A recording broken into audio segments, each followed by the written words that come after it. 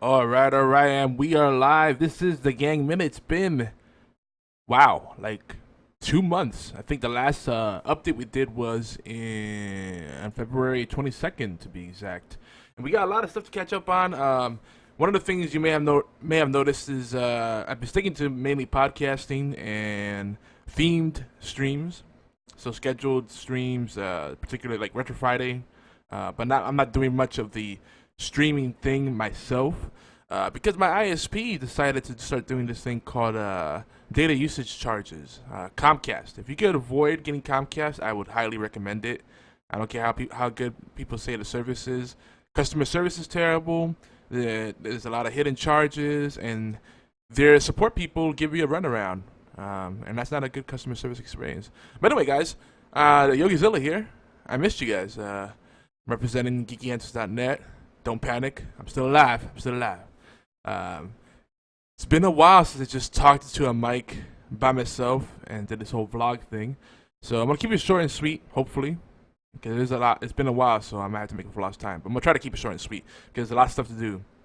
But Cinco de Mayo is coming. We're gonna be doing some Cinco de Mayo fun stuff.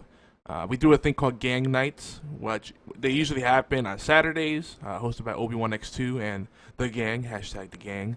And we also do them after our podcasts. If you're curious about our podcast schedule, geekyantics.net/schedule or twitch.tv/geekyantics. You can see our schedule there. But we're going to be doing a special one Tuesday, May 5th.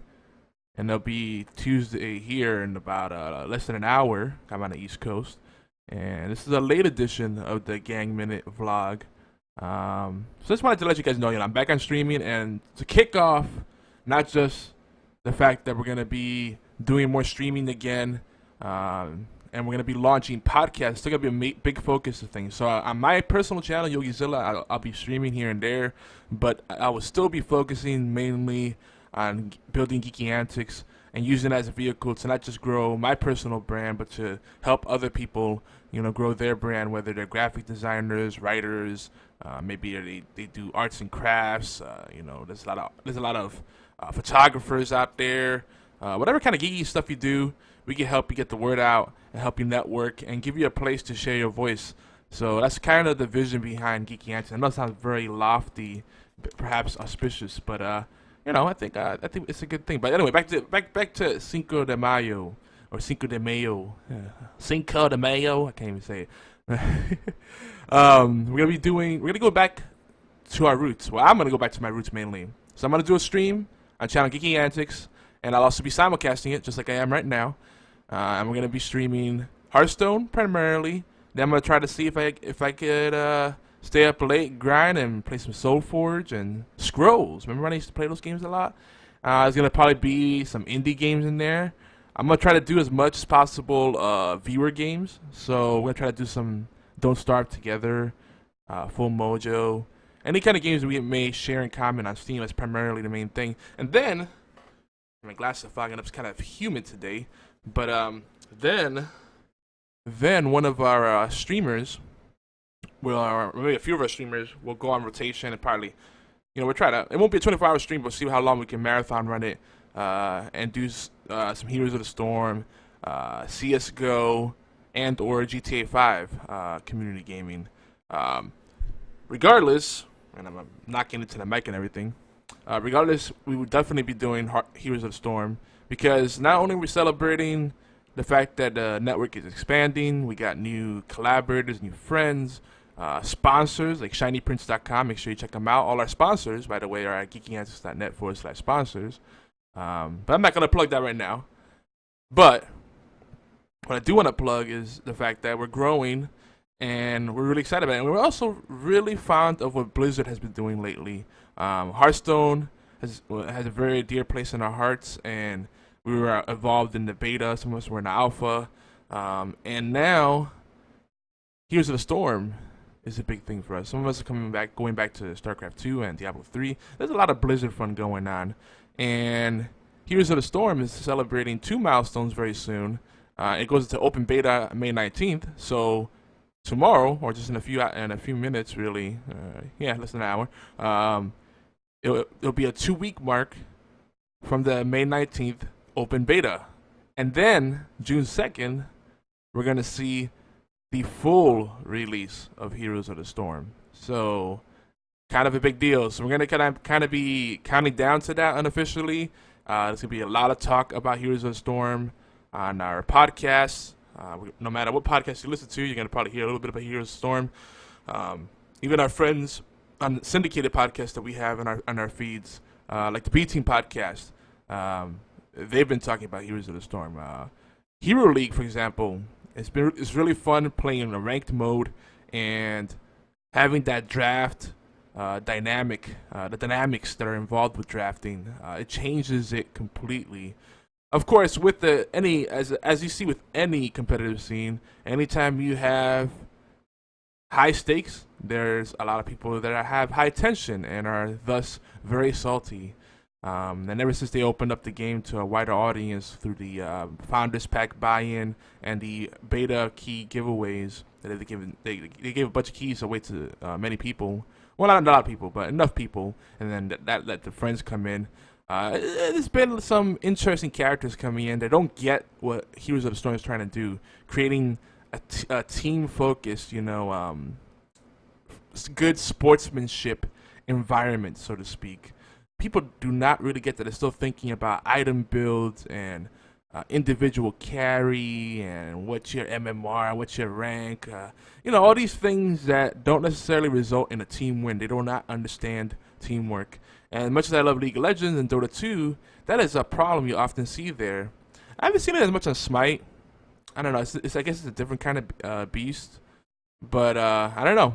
The salt is real. But other than that, Blizzard is making some great strides. They're completely revolutionizing the MOBA space. Even though they don't really call it a MOBA, they call it a hero brawler. But they're making it more accessible, fast-paced, and fun. When's the last time you played a MOBA and finished a match in under 20 minutes? How about under 15 minutes? I've had a few matches that were like 6 or 7 minutes long. Yeah. Some people may not say that's a good thing, but I think that's awesome. Because sometimes you want to play more and you want to get more gaming in hours worth of time or half hours worth of time, right? But I digress. What else do we have to talk about today? I am still on the backup rig. So there's a lot of games that I haven't played, I haven't streamed, whereas I otherwise was able to. Mount Your Friends is one of those. But I'm working on that. I also have some invites to some alphas and betas. So I need to get my main gaming rig back up to snuff. And I pretty much know what I gotta do. I gotta get my hands on a specific kind of memory. I need 8 gigabytes in 2 chips, so 2x4. I guess you would say, yeah, 2x4 gigs. DDR3 non-ECC unbuffered memory, and it should work. So Ripjaws probably work just fine. Beard and Hat. Play Don't Starve. Yes, I will play Don't Starve. So that's what I'm gonna just have to order some memory, and I got so many different parts, but like everything's not compatible all the time, and it's like pain in the butt. But like I feel like there's so much more that I want to tell you guys before I sign off. Definitely in between these vlogs and video updates, I definitely recommend that you go to geekyantics.net/blog. Leave us some comments so we get a conversation going. We got a lot of good stuff going on there. And go to the forums. That's still a thing. Discussion boards. You could plug your stuff. We don't mind self-promotion. But, first say hello, get to know everybody. You got to give a little to get a little. Don't just go in there, promote your stuff, and then leave. Get to mingle a little bit. Oh, so Beard and Hat just bought Don't Starve Together. You should check him out, too. He's a cool dude. Beard_and_hat. He's a good guy. One of our friends on Geeky Antics Network. And future podcast host and collaborator, hopefully. All right, what am I? How deep am I in? Okay, I'm not 10 minutes yet. Tonight I will be playing Heroes of the Storm. Like, no surprise there. I got a few updates to do to the geekyantics.net website. And then I'll see you guys on BattleNet. YogiZilla Pound 1722. Check me out. And if you still haven't gotten the beta key and you want to get in before Heroes of the Storm goes on open beta, we have beta keys. So that's another reason you want to go to our website, say hello, leave a comment, and we have 2 big Heroes of the Storm articles that came out in the past few weeks. You definitely want to check them out. It's a release preview and wish list, and a kind of a newbie guide that really breaks down elements that people overlook. Like for example, how it's not about the heroes you pick or the team composition or counter picks or item builds. In this case, talent builds. That's all the stuff that people are used to. Like they're used to playing a very cookie cutter style in any MOBA. This game encourages creativity, and it's all about finding your own play style and making that work. Of course, not that many people get that, so there's a lot of BM going around, bad manners, What else do we have? Just looking at my show notes. So back to the stuff about ISPs charging data usage, and I'm not talking about wireless. Wireless is its own separate beast. It's weird. I have a friend, our friend, and many of you may know her from the Twitch community, Maiden Shy White Wolf. She works for Comcast, and she says that publicly. I think she's allowed to. There's no weird, gag order or anything like that. But she said that they're backpedaling. And I was charged already a few times for data overages, and they got pretty expensive. But supposedly the regulations from the government kick into place, and they can no longer do it, and Comcast is complying finally. We shall see. But I'm concerned because I keep up pretty well with net neutrality and all the stuff the FCC is doing, the regulations they're passing on. And last I checked, back in late March or early April, I believe, the FCC ruled that broadband is a public utility, much like electricity, water, etc. And when you have that, it changes the way it's treated. So basically, if you have a utility, there's certain procedures they have to go through before they can cut you off, because say it's a utility, it's no longer a luxury thing, it's no longer a value added thing, it's something that you depend on, right? Because who could live without water, who could live without electricity? Well, some people can, but for the modern people, you probably need those things. So they can't just cut it off on you or whatever. They got to work with you. But with that, there's weird things where there might be companies that are I don't know. There's a lot of companies that subsidize services for people that are struggling, and that comes out of everybody else's pain. Like the electric. There's a lot of the services that help you, like the ESO, United Way, and these charities are kind of subsidized through the electric companies and other sources, but a big part of it comes through taxes and fees that go through there. And those subsidies go to people that are really in financial hardships. So in other words, they can start charging more. But what I believe happens, and here's the other thing: I can't think of a utility of many utilities that don't have metered service. So that might mean that there's going to be data usage across the board. I don't know, but if it's regulated, they have to stay within a certain framework to be fair. So, there's pros and cons with that. It's a good thing. It means that net neutrality is being preserved. You can't privatize public infrastructure, but it's tricky stuff. Let's see what's going on here in the chat. And Bearded Hat says that it's all raw teamwork. Yes, Heroes of the Storm is all about teamwork, but there's still people that have that mentality of, oh, KDA, oh, I carry this team, and it just doesn't work. If you don't have people working as a team, it's just not going to jive. So if you have everybody working as a team, even if you have a couple of scrub players that clearly new or they just aren't that skilled, you can win. But if you're a really good player and your team isn't working together, or you're not working with your team, you're going to lose. So that's kind of the situation with that, and I think that applies to a lot of PvP games, but in Heroes of the Storm it's particularly true, and it doesn't snowball like a lot of other MOBAs or PvP games do. You could always come back. It's always winnable. The only time it's not winnable is if everybody decides to stay in base or go AFK or whatever, something stupid like that, and they throw the match like that. Well, Bearded Hat said, I wouldn't mind if I was given a gigabit connection and paid just for what I use. So, I think there should be, if we ever get to that point, there should be two grades. Give people unlimited internet, but then it gets throttled if they get excessive. It gets throttled during high usage, because it's a shared pipe. And that's kind of what we have now. And that's fine. Like, it doesn't completely make it unusable, but it just kind of tone it down so you're not going overboard. And then you're not cluttering up the network and making it worse for everyone else. But then if you have a dedicated pipe, like business grade internet, then I see at that point, like, all right, they're going to charge you, the premium for your usage because that's a lot of maintenance and overhead for them. So I could get that. But do you really need all that? Like, it'd be nice to have fiber. Do you really need it?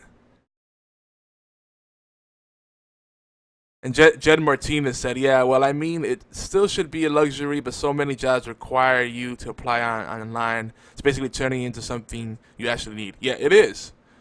You need the internet. So it's like, okay, people can say you go to the library or a friend's house, but that's not always an option for a lot of people, because everybody has different schedules, or you might be far away from those kind of things. You may not have reliable transportation. And the internet makes so many things accessible. What about people that have disabilities or work from home and they primarily just do everything from home? They order their groceries, they order their pantry items, etc., etc. We become very dependent on the internet. We're kind of bossy around here, but we'll see if the Comcast thing does fix up. I'm going to be streaming a lot more again and watching channels like I used to. Now I've just been lurking in chat because that doesn't use that much bandwidth.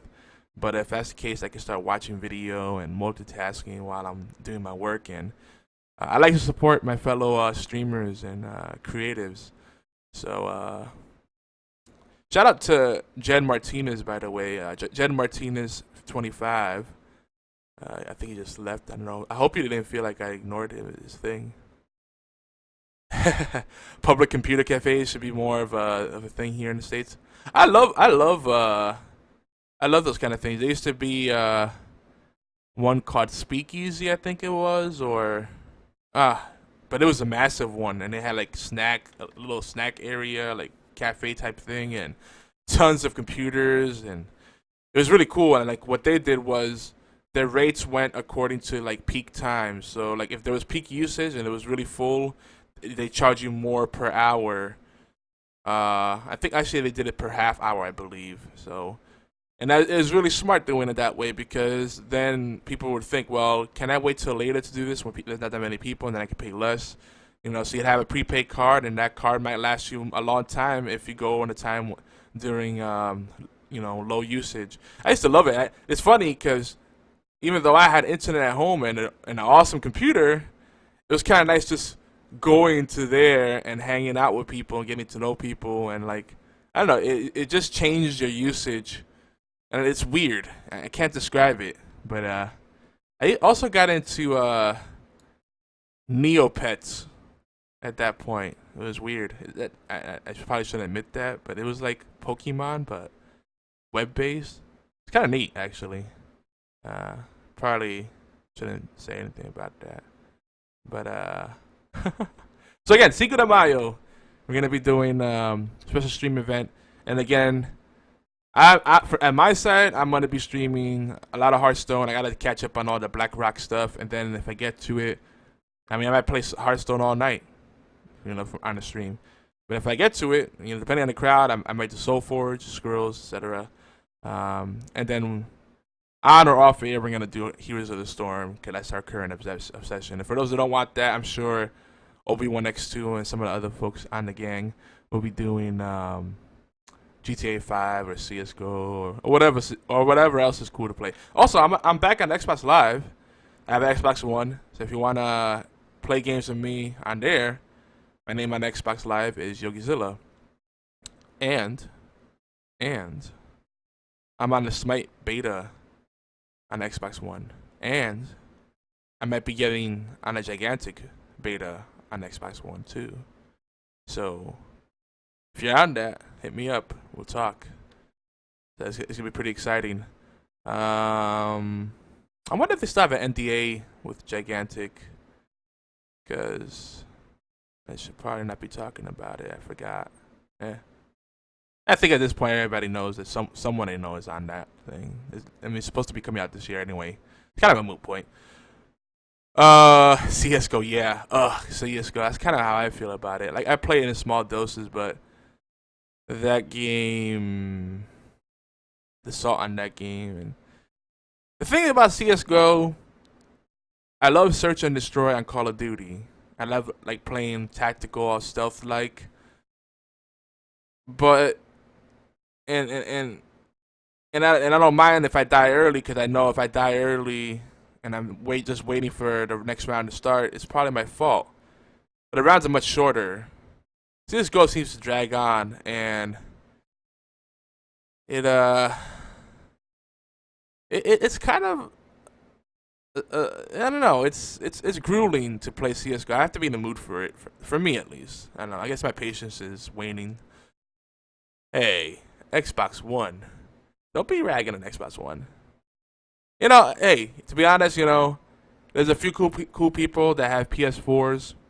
Cupcake Envy, and that's Envy with an extra E in there. And Bearded Hat, BFT 9000. All our good friends over at Geeky Answers community. Geeky Answers community. I can't even talk. But I'm an Xbox guy. I'm really a PC gamer.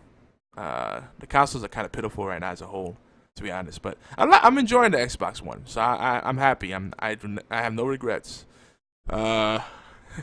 Bearded Hat says CS:GO is boring. Everyone plays one map, one game type. Yeah, it lacks so much variety. Like, even Call of Duty. Like, Call of Duty keeps rehashing the same thing, but even Call of Duty is more fun than that. It's like, I don't know. It's like they took all the bad parts of Call of Duty and all the bad parts of Ghost Recon or Rainbow Six, and then melded it together. I don't know. Like, there's some good things in there, but I don't know what it is about it. It doesn't click. And I used to like Counter-Strike and Counter-Strike Source, but Global Offensive, I don't know. It's not clicking with me. It's the pick Call of the Duty, and the core community defends it to the death. Oh, it's the PC Call of Duty and the core community. Yeah. Yes. Though there are a lot of people that play Call of Duty on the PC, but yeah. No, I know. It's a great game. Don't get me wrong, but I am live. I'm not live. I am simulcasting. Oh, am I hosting? I was hosting. I'm simulcasting on both channels.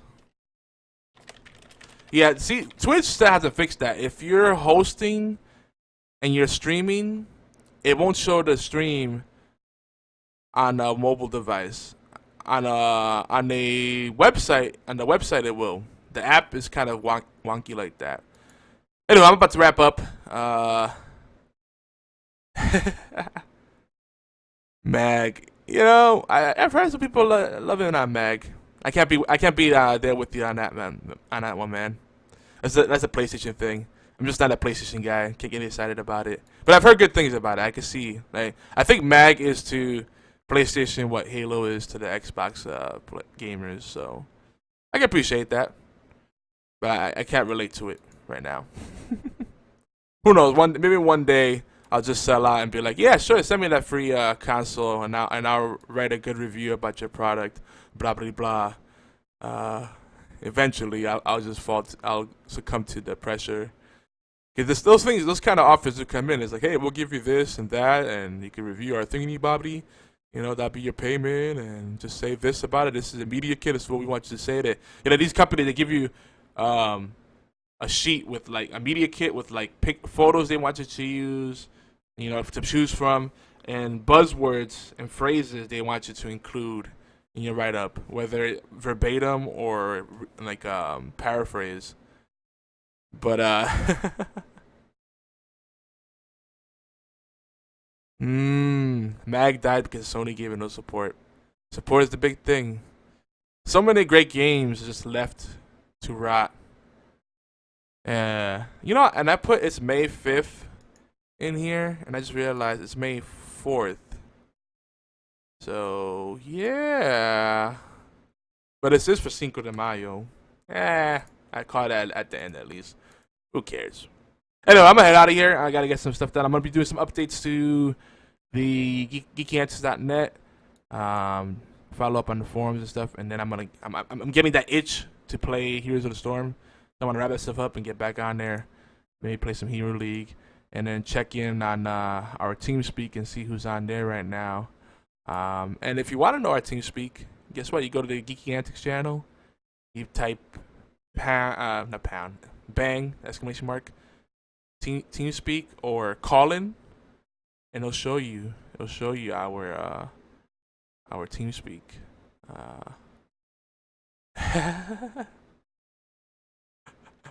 So they are buying your integrity. Everybody takes payment. The point, the thing about it is, I don't think it's wrong with taking payment or swag for writing reviews, as long as you are allowed to disclose it. If they say you cannot disclose it, then no. That's bogus. Now the Gamergate thing, do we want to really open up that thing? Because the Gamergate thing, I think, was blown way out of proportion. Because what happens in the gaming industry happens in pretty much every industry. And I could tell you, very few people disclose those things, even though they're allowed to, and they probably should. Because they feel like, oh, it takes away from the credibility of my review or whatever.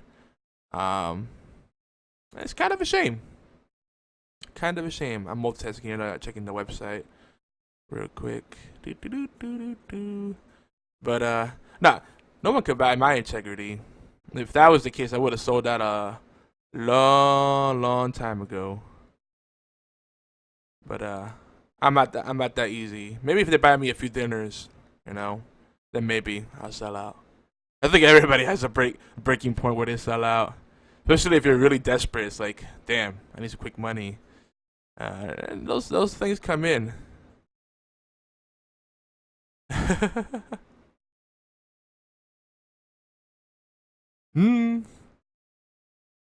Yeah, marketing as a whole and traditional media is pretty tainted.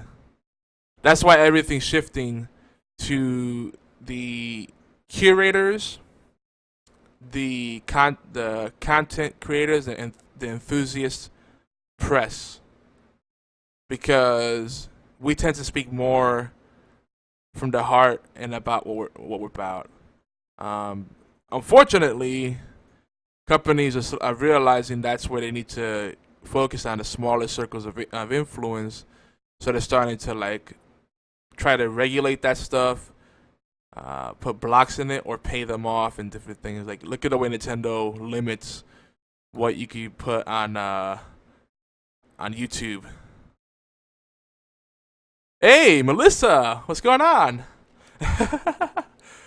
Melissa says, hi, I forgot why and when I followed, but I did a while ago, so hi. You probably found us through our website. A lot of people lately have been finding us through either our website or podcast. That's mainly what we've been focusing on. We get hundreds of people that check out our website every hour, and sometimes thousands. It's crazy, particularly for our articles dedicated to Twitch culture and tips, guides, best practices, blah blah blah. In fact, if you Google right now how to succeed on Twitch, we have the number 1, 2, and 3 hit last I checked. So that's how we've been meeting a lot of people. But yeah, Media. Let's see what we got. YouTube, Twitch personalities are bigger than Kotaku now. Yep. And Nintendo is trying to kill their own brand. Nintendo's like a lot of big businesses. They are so worried about controlling the messaging that they don't understand. They are short-sighted and they don't understand that it's free marketing. That's the issue there. Anyway, I just say I was gonna wrap up. I see a bunch of comments that just came in on the website. I gotta get to those. GeekyAntics.net. Make sure you go there. We'll see you tomorrow night for,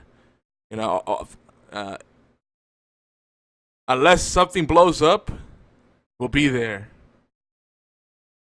Come hell or high water. Is that the phrase? May 5th, Tuesday, Cinco De Mayo. We're gonna rock. Twitch success. Be pretty. Play League of Legends. The be pretty part definitely is true. That is one of the easiest ways. Have a pretty face, and it doesn't matter what kind of overlay or how good you are in the game or how engaging you are. That's how people get hooked. Whether you attract trolls or people that are actually a nice community, that's a whole different story. Play League of Legends. I would not recommend any streamer to start off with League of Legends. I mean, yeah, you could do viewer games, but that's such a crowded space. I guess it's good to start off with, but I don't know. It's good to have something that's niche and something that you could really own and be passionate about. Because once you become a League of Legends streamer, that's pretty much what you always stream and you always go back to. It's kind of like a fallback. And I don't know. To me, it's like there's so many channels like that. How are you going to differentiate yourself, But again, it gets people excited, especially if you're a looker. And it's like, oh, look, this hot person is playing League of Legends. Oh, interesting. They are much like Disney with their need to control their image. Yeah, Nintendo. Oof. Yep. That says it all. And it's saying Disney has a lot of cool stuff, a lot of cool companies, subsidiaries that are part of their brand, but I don't know, people are stuck in those old money, archaic ways of doing things. Alright, so again, YogiZilla here. Go visit us at geekyantics.net. I should be posting a quick blog post about what we're going to be doing for Cinco de Mayo. And then I'll see you guys in Heroes of the Storm. YogiZilla pound 1722 on battle.net. And YogiZilla on Xbox Live, Twitter, Tumblr, Instagram, Pinterest. I'm losing fingers here. Yeah, I think it's everything. Oh, we also have Geeky Antics on Tumblr and Twitter and all that stuff. All right, with one more thing. I feel success is by engaging community, befriending other streamers, have a strong personality, and just don't be a dick. Yeah. But here's the thing. Most Twitch streamers do not get the value of collaborating. They don't get social media either. They live within this weird bubble called Twitch, and it's like, man, the furthest they'll go is raid another channel. But raiding is something that I feel very often, it's a good thing, but very often it's self-promotion. You're just spamming your emotes or your catchphrase from your channel, and it's more like to siphon that person's audiences rather than helping them. So it has a stigma attached to it. There's a lot of successful streamers that aren't engaging and aren't friendly. A lot of it is luck, timing, and good looks. Combination of those. Now, for the rest of the people, there are some people that really have a good niche. They are engaging. They go through the grind. They have a consistent schedule. So we tackle more of the right attitudes that, to help you approach it realistically and get those results more consistently. It's still going to be a grind because, unfortunately, it's a very crowded market, but it's better to have a small, highly engaged audience than a massive audience that really is fickle and will go to the next hotness whenever you make a mistake or you're not streaming. Let's say you take a break for a couple of days, your followership will drop off. Anyway, that's a discussion for another day. Again, you can read that at geekyantics.net/blog. But this is YogiZilla, a.k.a. Yomar, a.k.a. Yogi. Bearded Hat in the chat. His final words are, "They are like old money. Now is the age of new money, if you will. It's a different game now. It is, and now is a time where services and authenticity and creativity are finally becoming currency. Social influence is a currency. That's the point. That means we all have a better chance now to make our own mark. But so does everyone else. So it's a lot more competitive too. But everyone has a chance. There's nothing stopping us. You know, it still helps to spend money to make money. But if you have good ideas and you have good connections, and you care about people, you're authentic, those kind of things, they do matter. And that's gonna be our feel good message to end the stream at. GeekyAnswers.net. Check us out. This has been the Gang Minute for May 4th, 2015. And we'll see you on May 5th. Cinco De Mayo. We'll have some late night shenanigans. Preferably, we hope that everybody's 18 and over or 21 and over if you're going to drink. It'll be a virtual party. It's very nerdy, I know. And we love it. That's how we roll. Take it easy, guys. Peace.